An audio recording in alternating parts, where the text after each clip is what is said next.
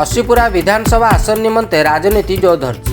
स्वाधीन भाव निर्वाचन लड़िबा निमंते सौम्य पट्टनायक नामांकन पत्र दाखल करबा परे राजनैतिक समीकरण बदलिबार संभावना सृष्टि होइछि।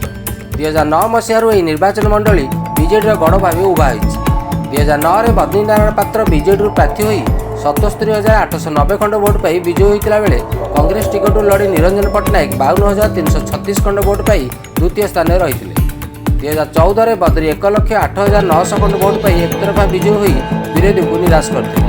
2019 में पारंपरिक प्रतिद्वंदी निरंजन पट्टनायक और बद्री मध्य टक्कर होइतिला।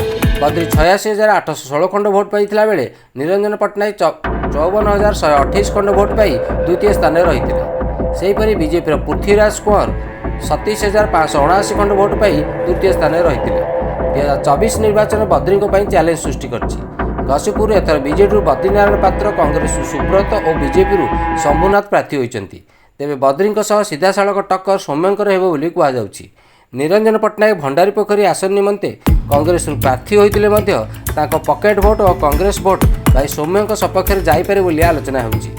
3 थर एटर विधायक भाव विजयी होई मंत्री होइछन्ति बद्री, किंतु घसीपुर आखिदृश्य विकास होई पारनी बरं अपराध बढ़िछि। तेणु तांको विरुद्ध में जनता मध्य एक असंतोष वातावरण सृष्टि होइछि। यार फायदा नेबा सौम्य चातक परि चाहि बसिछन्ति।